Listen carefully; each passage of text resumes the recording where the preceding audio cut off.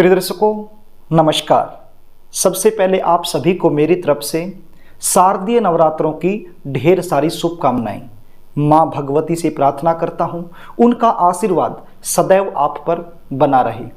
आज मैं आपको बताने वाला हूँ साल 2023 में शारदीय नवरात्रे कब शुरू होंगे और कब इनका समापन होगा। कलश स्थापना का शुभ मुहूर्त क्या रहेगा। माता रानी के 9 रूप बताए गए हैं। 9 ही नवरात्रे होते हैं। प्रत्येक नवरात्रे के दिन माता रानी के अलग अलग स्वरूप की पूजा की जाती है। कौन से नवरात्रे के दिन माता रानी के कौन से स्वरूप की पूजा करनी है, इसके बारे में भी आपको बताने वाला हूँ। अश्विन मास के शुक्ल पक्ष की प्रतिपदा तिथि से लेकर नवमी तक ये जो 9 दिन बनते हैं, इन्हीं को नवरात्रों के रूप में मनाया जाता है। ये 9 दिन माता रानी को समर्पित होते हैं और बड़े ही पवित्र दिन माने जाते हैं। यदि आप किसी भी नए कार्य की शुरुआत करना चाहते हैं तो इन 9 दिनों में बेझिझक आप कर सकते हैं। हमारे शास्त्रों की मान्यता के अनुसार इन 9 दिनों में माता रानी पृथ्वी पर ही निवास करती है। बहुत सारे भक्त लोग माता रानी को प्रसन्न करने के लिए अपने घरों में कलश की स्थापना करते हैं, अखंड ज्योति जलाते हैं, दुर्गा सप्तशती का पाठ करवाते हैं, नाना प्रकार से माता रानी को रिझाने की कोशिश करते हैं। साल 2023 में शारदीय नवरात्रे 15 अक्टूबर रविवार के दिन शुरू हो रहे हैं और 23 अक्टूबर सोमवार को समाप्त हो जाएंगे। कलश स्थापना का जो शुभ मुहूर्त रहेगा उसको आप नोट कर लीजिए।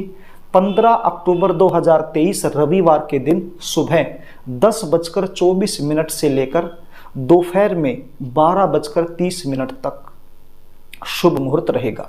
अभिजीत मुहूर्त का जो समय है वो रविवार के दिन सुबह 11:44 से लेकर दोपहर में 12:30 तक रहेगा। ये जो शुभ मुहूर्त मैंने बताया है, यदि आप अपने घर में कलश की स्थापना करना चाहते हैं तो इस शुभ मुहूर्त में कर दीजिए।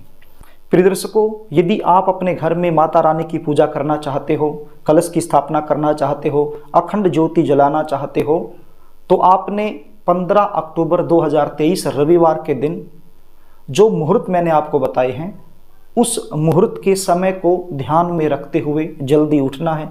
स्नान आदि से निवृत्त होकर के साफ सुथरे धुले हुए वस्त्र आपने पहन लेने हैं। प्रिय दर्शकों, आपने एक चौकी लेनी है। उस चौकी के ऊपर आपने लाल रंग का वस्त्र बिछा लेना है और उस वस्त्र के ऊपर आपने माता रानी की जो प्रतिमा आपके पास है उसको आपने स्थापित कर देना है। अब ये प्रतिमा आपने इस प्रकार से स्थापित करनी है, जब आप पूजा करने बैठो तो आपका जो मुख है वो पूर्व दिशा की तरफ होना चाहिए, या फिर उत्तर दिशा की तरफ होना चाहिए, या फिर उत्तर पूर्व के बीच में जो कॉर्नर है जिसको ईशान कोण बोलते हैं, उस साइड भी यदि आपका मुख हो जाता है तो अति श्रेष्ठ माना जाता है। प्रिय दर्शकों, आपके पास जो भी पूजा की सामग्री अवेलेबल है वो सारी सामग्री लेकर के आपने माता रानी की जो प्रतिमा आपने स्थापित कर ली उसके सामने बैठ जाना है। सबसे पहले गंगा जल का छींटा अपने शरीर पर देना है। उसके बाद माता रानी की जो प्रतिमा है उसके ऊपर आपने गंगा जल का छींटा देना है। उसके बाद जो भी आपके पास सामग्री है पूजा की, पूरी सामग्री पर आपने गंगा जल का छींटा दे देना है। प्रिय दर्शकों, उसके बाद आपने अखंड ज्योति को जला देना है और उसके बाद आपने गणपति जी महाराज का ध्यान करना है। सबसे पहले गणपति जी महाराज की पूजा की जाती है ताकि जो भी हम पूजा कर रहे हैं उसमें किसी भी प्रकार का विघ्न प्रवेश ना हो और जो हमारी मनोकामना है वो जल्द से जल्द पूर्ण हो जाए। इसलिए सबसे पहले गणपति जी महाराज का ध्यान आपने करना है, उनकी पूजा करनी है। जो भी सामग्री आपके पास अवेलेबल है वो सारी सामग्री गणपति जी महाराज का ध्यान करते हुए आपने अर्पण करनी है और उसके बाद आपने कलश की स्थापना करनी है। अब कलश की स्थापना करते समय आपने कुछ ध्यान रखना है।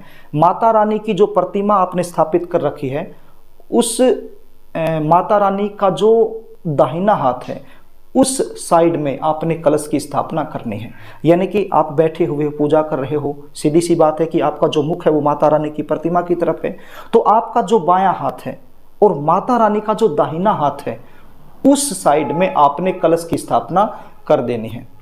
प्रिय दर्शकों, और जो भी अन्य देवी देवता हैं जिनकी आप पूजा करना चाहते हैं वो भी आप कर सकते हैं। अंत में आपने माता रानी की पूजा करनी है, क्योंकि प्रधान जो भी देवी देवता होता है उसकी पूजा अंत में की जाती है।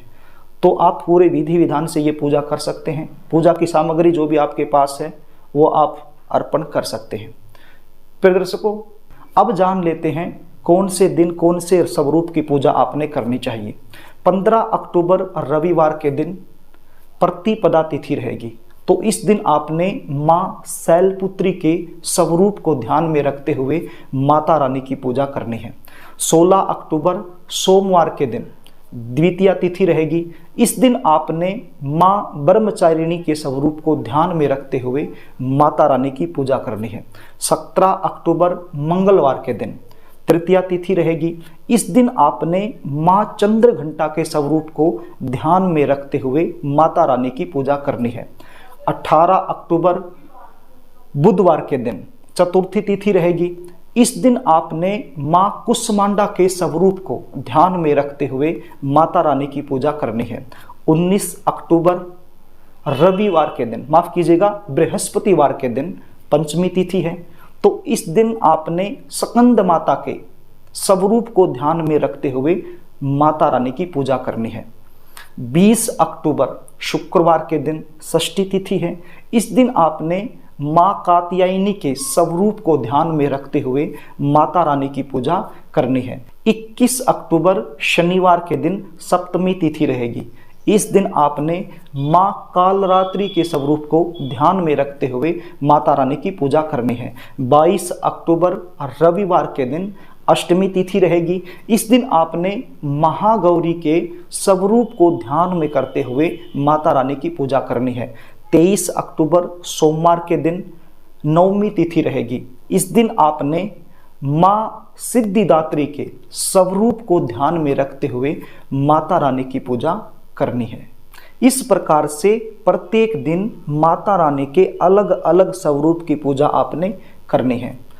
प्रिय दर्शकों, जो लोग माता रानी का व्रत रखते हैं उनको तो पता ही होता है व्रत के नियम क्या होते हैं, लेकिन मैं उन लोगों को कहना चाहूँगा जो लोग माता रानी का व्रत नहीं रखते हैं और माता रानी की कृपा प्राप्त करना चाहते हैं, तो ऐसे लोगों को कहना चाहूँगा इन 9 के 9 दिन ब्रह्मचर्य का पालन जरूर करें। तामसिक भोजन से बच के रहें। प्याज, लहसुन, मांस, मदिरा इत्यादि का सेवन बिल्कुल भी नहीं करना है। इनको छूना भी वर्जित है।